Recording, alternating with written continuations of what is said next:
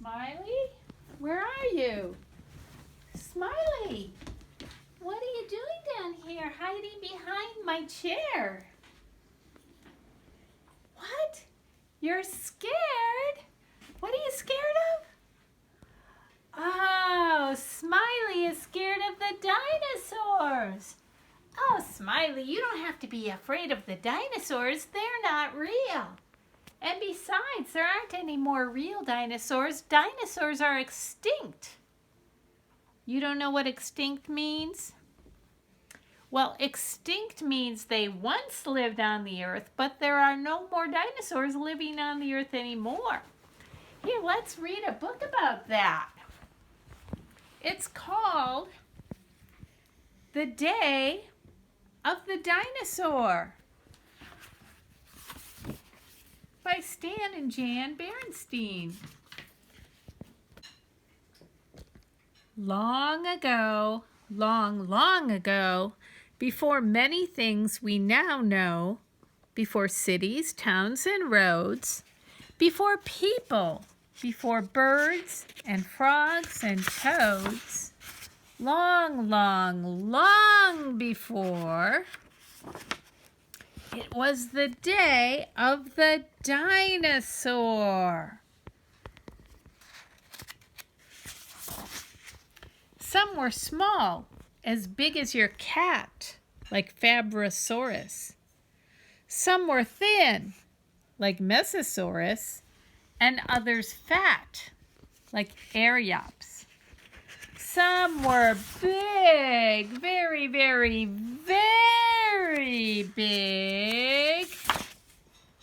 The giant Brontosaurus was 70 feet tall.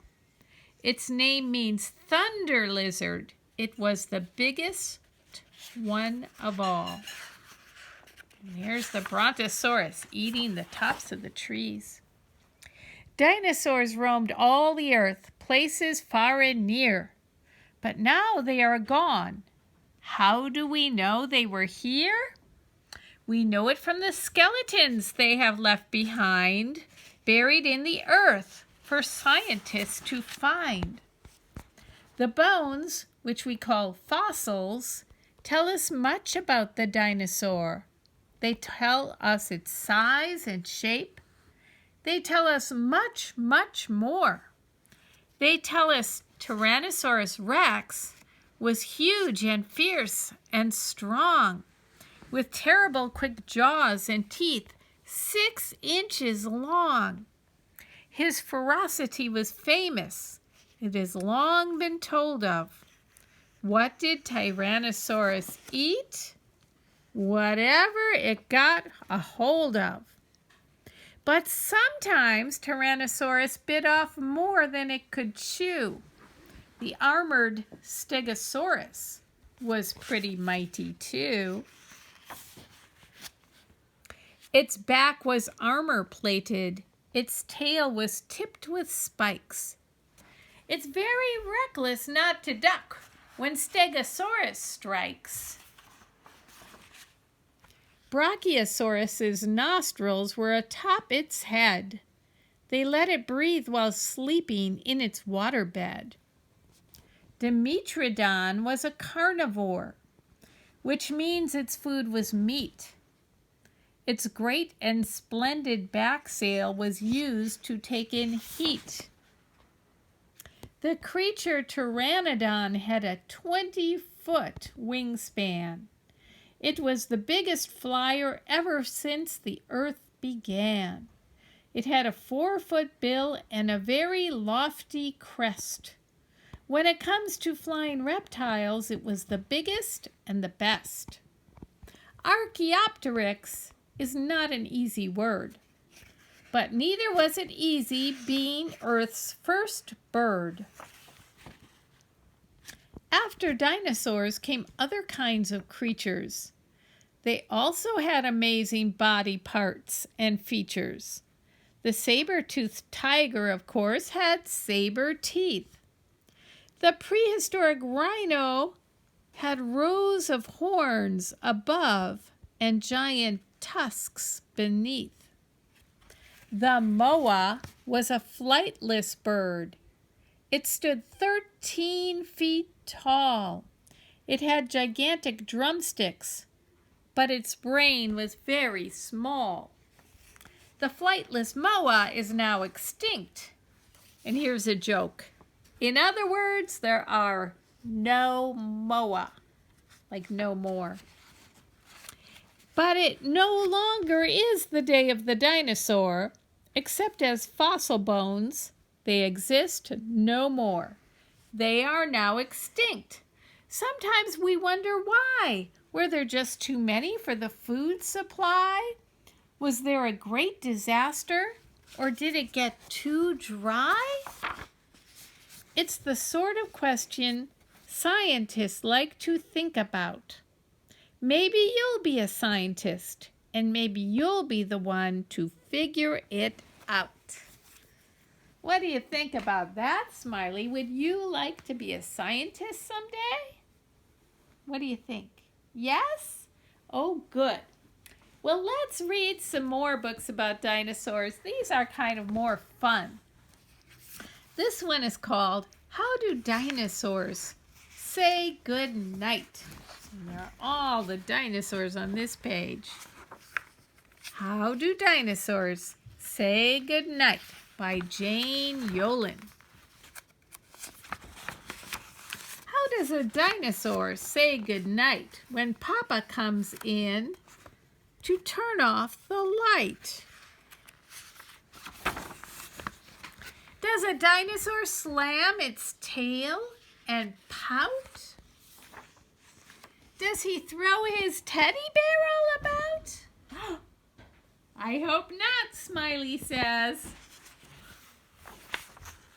Does a dinosaur stomp his feet on the floor and shout, I want to hear one book more? And here it says Trachodon. So we're finding the names of the dinosaurs right in the picture. Does a dinosaur roar? Triceratops. How does a dinosaur say goodnight when Mama comes in to turn off the light? Does he swing his neck from side to side? Apatosaurus. Does he up and demand a piggyback ride? Does he mope? Does he moan? Does he sulk? Does he sigh? Allosaurus. Does he fall on the top of his covers and cry? Corythosaurus.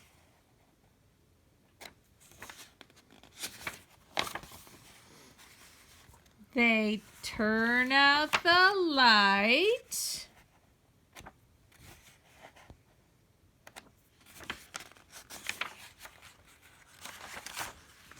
They tuck in their tails and they whisper, Good night, Dimetrodon. They give a big hug, then give one kiss more. Good night, little dinosaur. And I have one more really funny dinosaur story. It's called Goldilocks and the Three Dinosaurs, and it's by Mo Willems. Mo Willems wrote the pigeon stories too. Remember those? Those are fun. Once upon a time, there were three dinosaurs. Papa Dinosaur, Mama Dinosaur, and some other dinosaur who happened to be visiting from Norway. And it says, home, sweet dinosaur, home. One day, for no particular reason, the three dinosaurs made up their beds, positioned their chairs just so, and cooled 3 bowls of delicious chocolate pudding at varying temperatures. "Oh boy," said Papa Dinosaur in his loud, booming voice. "It is finally time to leave and go to the, someplace else." "Yes," continued Mama Dinosaur. "I sure hope no innocent little succulent child happens by our unlocked home while we are, someplace else." Har, har, har, shush, har. Then the other dinosaur made a loud noise that sounded like a big evil laugh, but was probably just a polite Norwegian expression. The three dinosaurs went someplace else, and were definitely not hiding in the woods, waiting for an unsuspecting kid to come by. Sure enough, 5 minutes later, a poorly supervised little girl named Goldilocks came traipsing along. Just then, the forest boomed with what could have been a dinosaur yelling, "Gotcha!" But I'm pretty sure it was just the wind. The loud noise was immediately followed by another loud noise that sounded kind of like, "Be patient, Papa Dinosaur, the trap is not yet sprung." But that could have been a rock falling, or a squirrel. And here are these signs. It says, 0.2 miles to a very nice house. They crossed out trap. Getting closer. Either way, Goldilocks was not the type of little girl who listened to anyone or to anything. For example, Goldilocks never listened to warnings about the dangers of barging into strange, enormous houses. So as soon as Goldilocks came across a strange, enormous house, she barged right in. "Welcome, tee-hee." I think they want Goldilocks to go into this house. What do you think, Smiley? You don't now, do you? Well, we'll find out. Inside, Goldilocks immediately smelled the 3 bowls of delicious chocolate pudding. "Mmm," said Goldilocks, "that chocolate pudding smells delicious. If only I could get all the way up to the top of that counter." Then Goldilocks noticed a very tall ladder that just happened to be there and certainly wasn't left on purpose. Goldilocks climbed up the ladder and found herself face to face with 3 gigantic bowls of chocolate pudding. The first bowl of chocolate pudding was too hot, but Goldilocks ate it all anyway because, hey, it's chocolate pudding, right? The second bowl of chocolate pudding was too cold.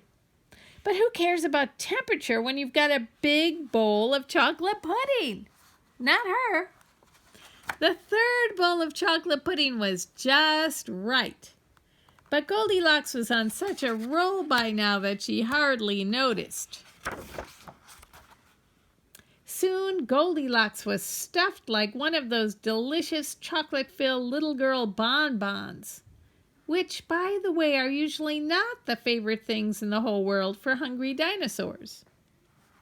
Tired and groggy, Goldilocks noticed 3 chairs in the living room, so she climbed down the ladder and walked out of the kitchen. The first chair was too tall. The second chair was too tall. But the third chair was too tall. Goldilocks wasn't going to climb that high just to sit in some chair. So she hiked over to the bedroom.